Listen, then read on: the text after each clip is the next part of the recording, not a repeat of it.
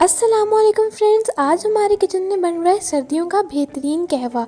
अगर आप सर्दियों में ये कहवा पीते रहेंगे तो ना आपका गला ख़राब होगा, ना आपको ज़ुकाम होगा, ना सर में दर्द होगा। तो आइए चलते हैं रेसिपी के इंग्रेडिएंट्स की तरफ। ये है हमारी रेसिपी के इंग्रेडिएंट्स। सबसे पहले आपने ले लेंगे 2 अदद इलायची, जिनको आपने बीच में से खोल लेना है।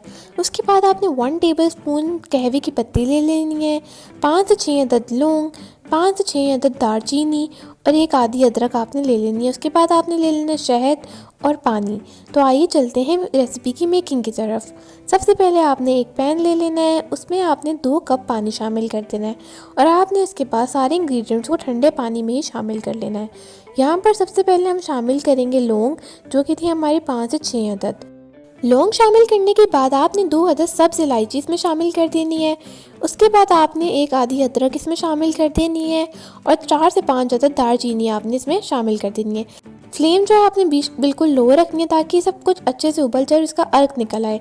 ये आप देख सकते हैं पानी का कलर चेंज हो चुका है। अभी तक मैंने इसमें कहवे की पत्ती नहीं डाली फिर भी, तो आपने इसको अच्छे तरीके के साथ उबलने देना है। इतनी देर में आपने एक कप ले लेना है और उसके अंदर आपने शहद को अच्छे से डाल लेना है। यहाँ पर मैंने हाफ़ टी स्पून इसमें शहद डाली थी। शहद से कहवा मीठा भी हो जाता है और आपका गला भी बिल्कुल ठीक रहता है। अब चलते हैं कहवे की तरफ। ये आप देख सकते हैं कहवा हमारा अच्छे तरीके के साथ उबल चुका है। अब इसमें हम कहवे की पत्ती डालेंगे। सिर्फ इसमें आधा मिनट तक इसको मिक्स करेंगे और इसके बाद हमारा कहवा बनकर तैयार है। अब जो ग्लास में हमने शहद वगैरह डाली थी उसके अंदर हम शामिल कर देंगे कहवा। आपने इसको छान के शामिल कर देना है ताकि जो सारी चीज़ें हमने मिलाई थी वो ऊपर ही रह जाए, सिर्फ पानी चला जाए।